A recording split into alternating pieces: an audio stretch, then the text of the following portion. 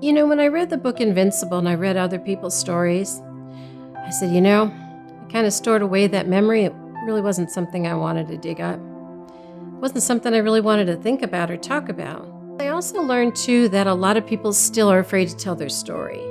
And I know that for myself. When I got the book in the mail, I was very hesitant to tell anybody about my story being in there.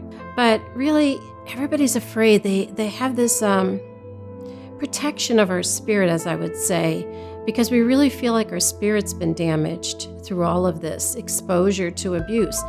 I think the overall story of the book brought me to the realization that really this is a moment in time. If we look back on the 50s, 60s, and 70s, where a lot of our parents were born then, that was the way the world was. I'm not going to make an excuse for it, but I will say many, many families still believe that.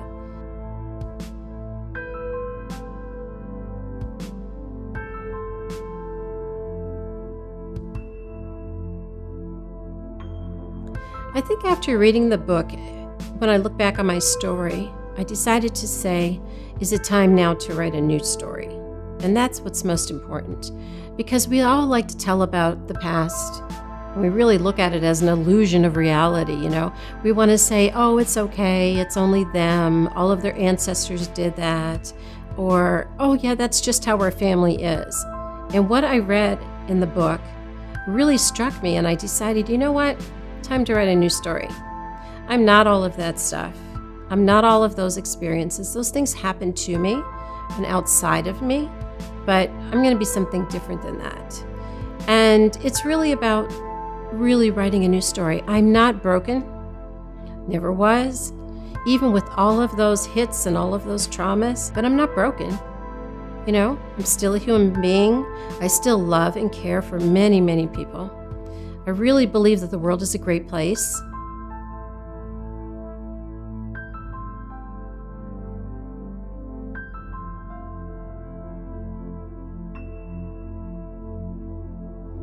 I think what's really changed too is that I need to not be carrying it around.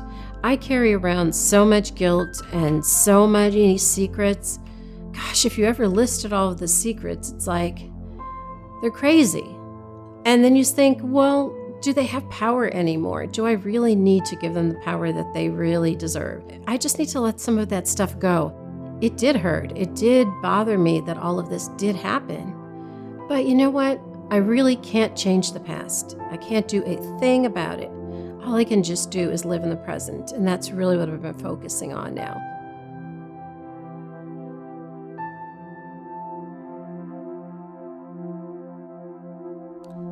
My daily thoughts and actions really have changed because I am more intent upon listening to others about their story and to connect with other people and to not worry so much about all of my guilt or shame that I might have held on to. I kind of let that go, and I'm just a much more open and loving person to help others.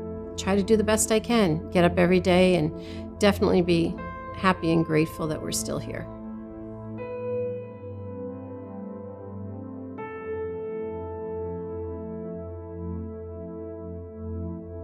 My childhood experiences really negatively affected me all through my life. You have a persona. You've got the blonde hair. You've got the pretty clothes. You do all the nice things in rural America that you're supposed to do in the 70s. And it was picture perfect on the outside, yet on the inside, everything was wrong. The minute you would hit the house or the minute, you would have interaction with family members or whatever, things just seemed to crumble. I really didn't feel loved all the time and kept searching that out through husbands and men that were around, and I didn't feel cared for. I always wanted somebody to do something for me that would make me feel better, make me feel whole, make me feel cared for. Nothing was ever enough. I always had to have more and more and more. And when I didn't get what I wanted, I almost sometimes felt like I was a temper tantrum kid, sitting there kicking and screaming, that's not it, that's not it. And really what I was looking for was just that inner love. And what I really found in later life was nothing outside of it was ever going to change. I just had to learn how to do self-love and find it from inside. That's the story, and the new story.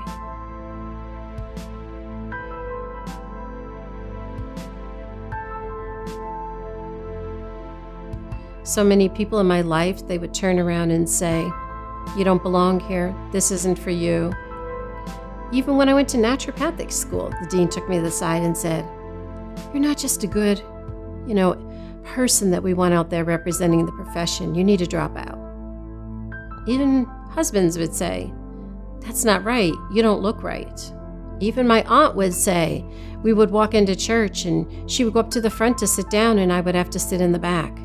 All of these things were impressions that said you were not good enough, you were not worthy enough, you're not loved enough, you can't trust people, and you are alone. Those are all of the lies and also the truths that we talk about in the book.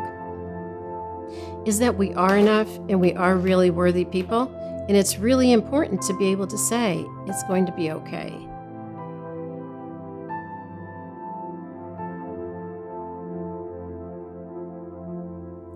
I had one turning point when a family member I had to go and see after they had ran away from their home. So they really ran away, and I said, "Okay, well, finally you did something. You ran away. It's great." But then they went back, and it was a turning point for me. I said, "If you've lived that way for so many decades, why do you want to go back?" And I think the most monumental turning point was when a family member held me up by my throat in the hallway and was choking me and throwing all kinds of adjectives and adverbs out, who I was and what I was and how terrible I was. And in the other room were my young children just sitting there watching this. And not anyone. I kept saying, "Help me, and no one came. They sat there and watched. And I stopped and I said, something's really wrong. This is really wrong. Because up to that point, this person had never touched me to do that. And that was the time I said, "Stop the hand. No one will ever touch me."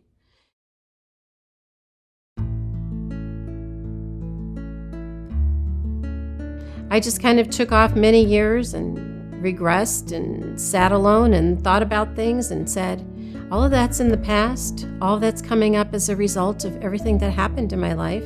But those are experiences outside of myself. And now it's time for me to pick myself up. And I really think in the book we're telling our stories. And I think what is so important for everybody to do is tell your story. Tell your story, find someone, someplace, somehow to tell your story. Because what we really want is to be heard. We're all human beings, and there's three things we want: to be cared for, to be heard, and to be loved. And really, all of those things, it is so vital that we do that. I don't need to be the best doctor in the world. I don't need to be on television all the time. I don't need to be outspoken. I just need to be the kind heart that I am. And we all need to trust that that is good enough, because it is good enough.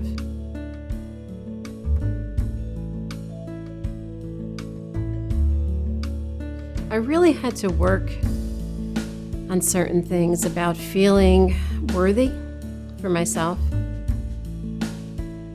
because everything around me kept telling me you're not. And it was really hard to find that, especially when having young children of your own and feeling like you're a mother and that's your worth. And then when your kids get older, that goes away. So how can you really feel worthy in this life? And it really has to come from inside. But it really took time. It really took me working through things and saying, I am valuable in this world. I do have something to say. And it is important that I'm able to help other people. And I think by saying our stories, eventually we'll be able to help other people too.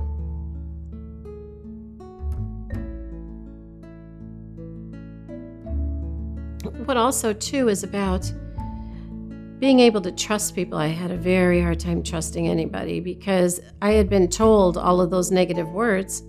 You turn around and you have all of those negative words and you say, am I going to keep going out in the world and looking for that one person that's going to tell me the truth? Hey, I'm going to hold on to them. I'm going to marry them. I'm going to keep them around because they're going to feed my ego. Just didn't work. Couldn't do it. I just had to trust myself.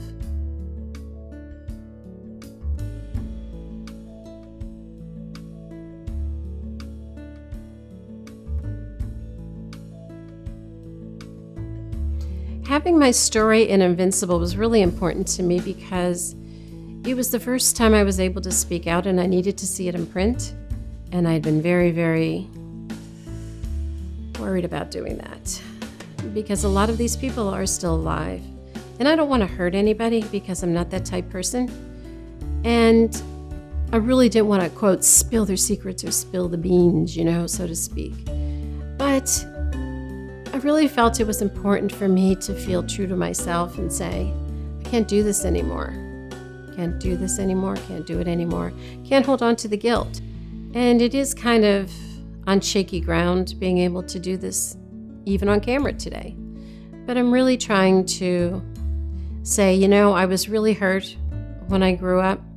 You didn't take care of me like you should have. And probably your experiences that you've had in life, you kind of just dumped them on me. And it really wasn't for me to have to carry that heavy load all these years. And to say to my adult self, I think it's really important to say, you can let that go now, and we're going to learn how to live a different life. Hey, I'm almost 60. It took me this long to get to this point. So if you're even younger than that, you have a great shot at it. But at least I'm not waiting till it's almost time for me to die to be able to tell my story. So I'm doing the best I can, and I'm sure you will too.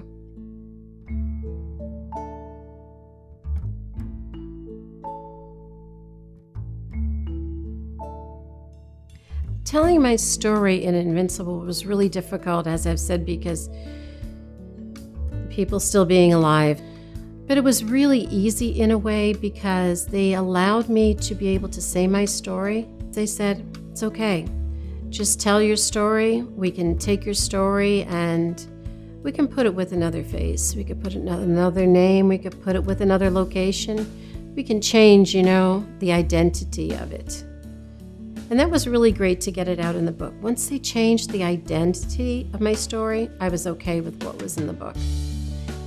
But now it's time to say, what? Can't hold on to it anymore. We've already let the cat out of the bag. We may as well just let it run around.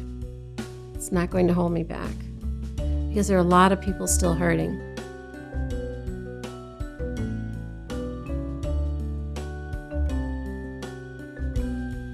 I would recommend the book Invincible to almost anyone. And I mean anyone, because if someone has had any type of abuse at all, if they haven't, someone in their family has, or they're taking care of some elders that have also been abused and they're holding on to that going to their deathbed. Or if we look at people in their 30s and 40s, they're now saying, my life isn't working. I don't know what's going on.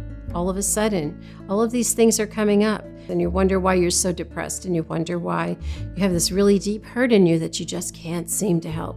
So when I would like to recommend this book, I really think it's important that people say, I hear the stories, find yourself somewhere in there, and learn how to rewrite your own story.